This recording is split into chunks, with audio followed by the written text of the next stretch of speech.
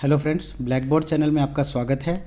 आज हम 16 दिसंबर 2020 में के जो करंट अफेयर्स हैं उसको हम एमसीक्यू फॉर्मेट में डिस्कस करेंगे। तो जो हमारा पहला सवाल है वो है, recently NITI Aayog has developed A white paper, एक श्वेत पत्र जारी किया है टाइटल्ड विजन 2035, विजन 2035 का टाइटल रख के श्वेत पत्र जारी हुआ है। तो विच यूनिवर्सिटी, क्वेश्चन है विच यूनिवर्सिटी हैज़ को developed it with NITI Aayog. तो नीति आयोग के साथ मिलकर किस यूनिवर्सिटी ने इसको डेवलप किया है? तो जो आंसर है अपना वो है डी, यूनिवर्सिटी ऑफ मैनिटोबा। तो मैनिटोबा यूनिवर्सिटी कनाडा की है, विनीपेग शहर में है ये, विनीपेग शहर में है। और थोड़ी बात कर लेते हैं विजन 2035 की। ये विजन 2035 जो ये इस वाइट पेपर की बात कर रहा है, ये रिलेटेड है public health surveillance in India. Bharat में पब्लिक हेल्थ के सर्विलांस के रिगार्डिंग है ये। नीति आयोग की हम बात करें तो national institution for transforming India, हम जानते हैं इसकी फुल फॉर्म है। इसके सीईओ कौन है? सीईओ हैं अमिताभ कांत इसके सीईओ हैं। वाइस चेयरमैन जो हैं इसके हैं श्री राजीव कुमार। अब हम ये जानते हैं कि जो चेयरमैन होते हैं नीति आयोग के वो हमेशा प्रधानमंत्री होते हैं, प्रधानमंत्री इसके चेयरमैन होते हैं। जो इस विजन 2035 जो पब्लिक हेल्थ से रिलेटेड ये जो वाइट पेपर जारी हुआ है, इसमें जो बात करी गई है इंटीग्रेशन की बात करी गई है। किस चीज़ की इंटीग्रेशन की? जो तीनों सोपान है, यानी 3 टियर पब्लिक हेल्थ सिस्टम जो हमारा है, यानी कि प्राइमरी, सेकेंडरी और टर्शरी लेवल का जो पब्लिक हेल्थ सिस्टम है आयुष्मान भारत स्कीम में, उसके बारे में बात करी गई है। इस 3 टियर पब्लिक हेल्थ सिस्टम को डिटेल में मैंने समझाया है। आयुष्मान भारत का जो मैंने एक ऐसे डाला है उसमें आप मैंने अच्छी तरह समझाया है, आप चाहें तो उसको एक बार देख सकते हैं। नेक्स्ट क्वेश्चन पे चलते हैं। नेक्स्ट क्वेश्चन है, doctor R S. Tolia memorial award 2020 has been conferred to. 2020 का आर.एस. टोलिया मेमोरियल अवार्ड किसको मिला है? तो ऑप्शन है प्रेम रतन शाह, अजय रावत, रविंद्र कौशिक एंड कैलाश सत्यार्थी। तो इसका जो राइट आंसर है वो है अजय रावत। अजय रावत को ये आर.एस. टोलिया अवार्ड दिया गया है। इससे भी इम्पोर्टेंट बात ये है कि ये अवार्ड दिया किसने है? इंटीग्रेटेड माउंटेन इनिशिएटिव, इसके द्वारा ये अवार्ड दिया गया है। इसकी शॉर्ट में हम कह सकते हैं IMI द्वारा ये अवार्ड दिया गया है। इसी की हम जब बात करें IMI की, तो इसी ने अभी अभी recently 9th sustainable mountain development summit 2020 organise की है। किसके साथ मिलकर? इसके साथ IMI plus sustainable development forum जो उत्तरांचल में है, उत्तरांचल या उत्तराखंड, उसने मिलकर ये 9th sustainable mountain development summit organise की है। चलिए आगे चलते हैं।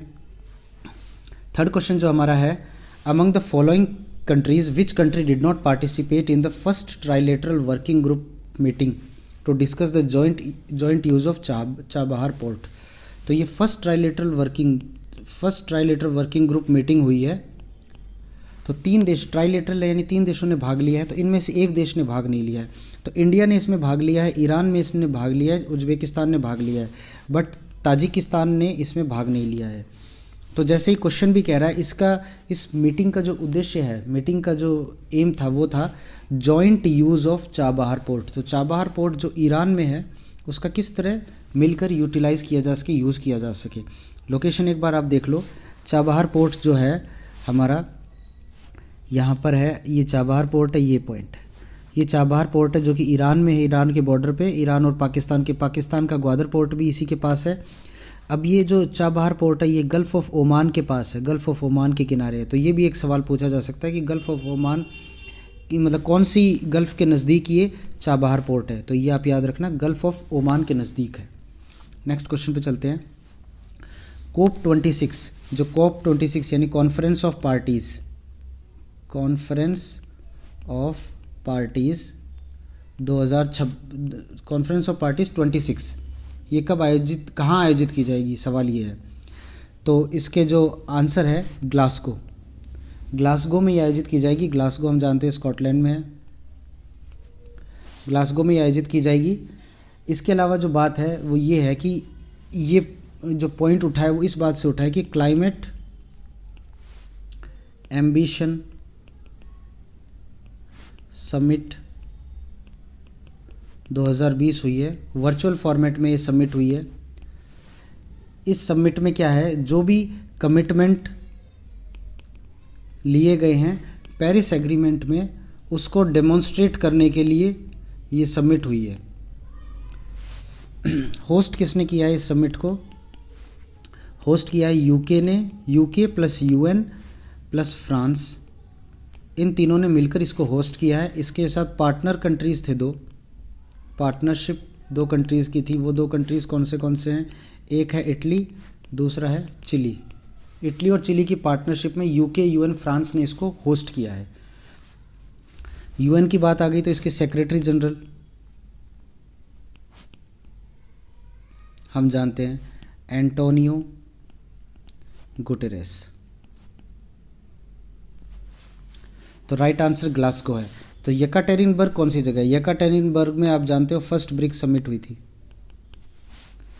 ये उस टाइम पे ब्रिक ही था, ब्रिक्स नहीं था। ठीक है, आगे चलते हैं। आंसर इसका ग्लासगो है, ए ऑप्शन।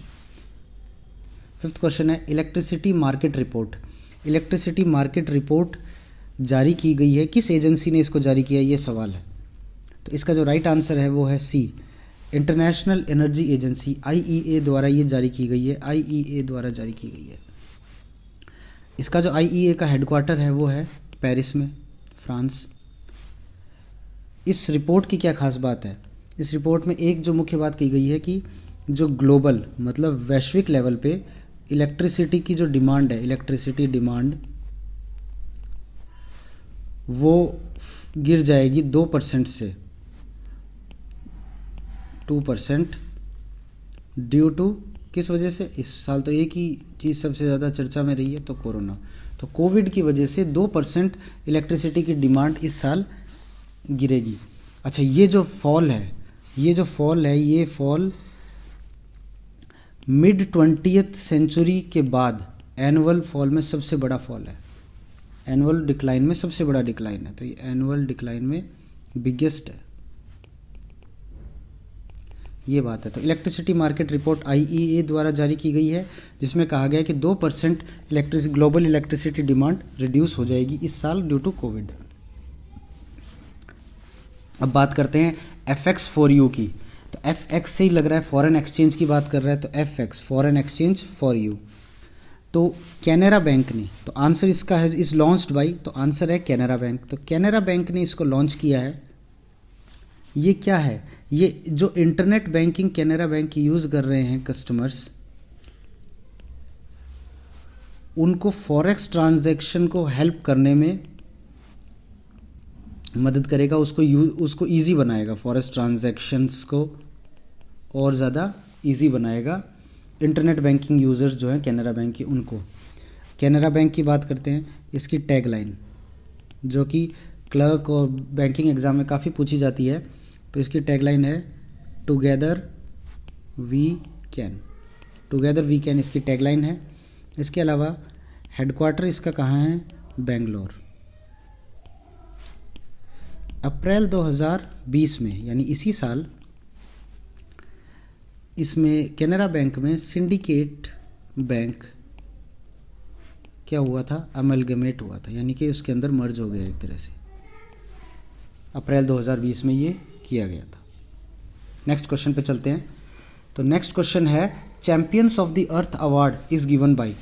तो champions of the Earth award कौन देता है, तो ऑप्शन है UNFCCC, UNDP, ministry of environment forest and climate change and UNEP। तो इसका जो राइट आंसर है वो है UNEP, United Nation Environment programme.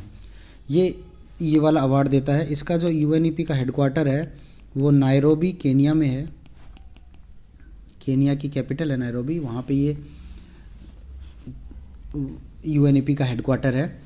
उसके अलावा बात करें तो ये जो UNEP का जो ये अनाउंसमेंट था इस अवार्ड का, ये वर्चुअली हुआ था, अनाउंसमेंट वर्चुअल अनाउंसमेंट था।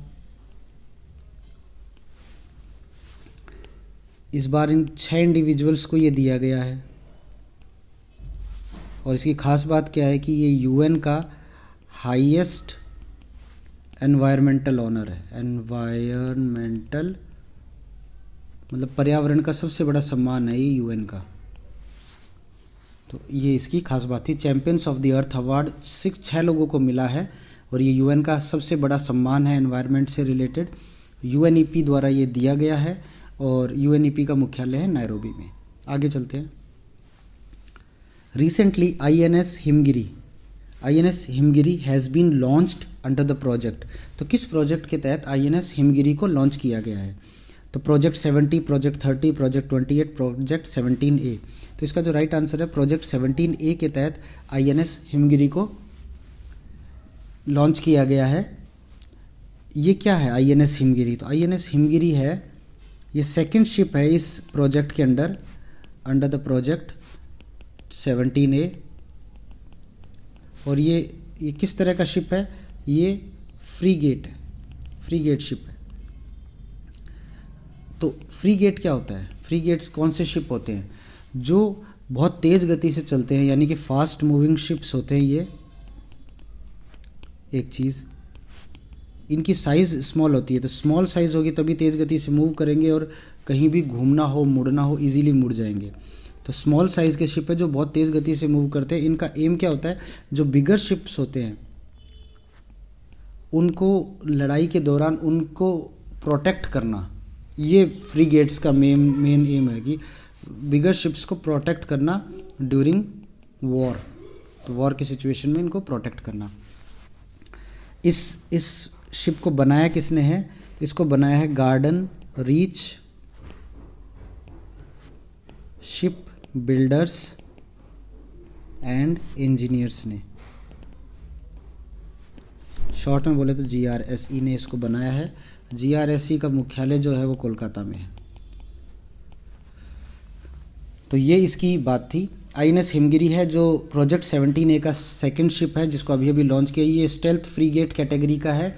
फ्रीगेट्स क्या होते हैं मैंने बता दिया, तेज़ गति से छोटे साइज़ के शिप जो तेज़ गति से मूव करते हैं ताकि बिगर शिप्स को वो ड्यूरिंग वॉर बचा सके। इसको डेवलप किया गार्डन रीच शिप बिल्डर्स ने और ये garden reach ship builders and engineers का जो मुख्यालय है वो कोलकाता में है। नेक्स्ट क्वेश्चन पे चलते हैं। Angara A5 rocket has been launched by. तो अंगारा A5 एक रॉकेट है जिसको लॉन्च किया है। तो इसका जो राइट आंसर है वो रशिया। तो रशिया ने इसको लॉन्च किया है। अंगारा A5 का जो नाम है, अंगारा नाम कहाँ से लिया गया है? तो ये अंगारा नाम एक साइबेरियन रिवर है, उसके नाम पर ये नाम रखा गया। ये साइबेरियन रिवर जो लेक बैकाल है उससे निकलती है, से फ्लोज आउट, उससे निकलती है। ये जो अंगारा A5 है ये पहले एक जो व्हीकल था, जो लॉन्च व्हीकल था इनका, प्रोटॉन M रॉकेट, उसको रिप्लेस करेगा। ये इसकी बात है। नेक्स्ट क्वेश्चन पे चलते हैं। Shri Rodham Narasimha passed away recently. इनका रिसेंटली निधन हुआ है। ये क्या थे? He was a environmentalist, director, choreographer, scientist. तो ये एक साइंटिस्ट थे। साइंटिस्ट में भी स्पेसिफिकेशन की बात करें तो ये एरोस्पेस साइंटिस्ट थे। इनका अभी निधन हुआ है। ये पद्म भूषण एंड पद्म विभूषण से सम्मानित थे। पद्म भूषण इनको 1987 में मिला था और पद्म विभूषण इनको 2013 में मिला था। किस कैटेगरी में मिला था?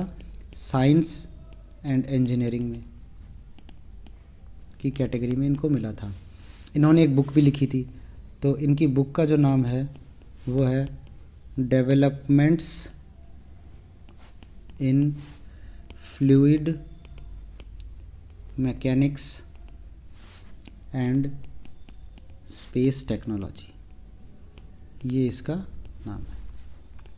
तो ये आज के करंट अफेयर्स समाप्त होते हैं। कल हम इसी समय वापस करंट अफेयर्स लेकर आएंगे। तब तक के लिए धन्यवाद और चैनल से जुड़े रहिए, लाइक करिए, सब्सक्राइब करिए। Thank you.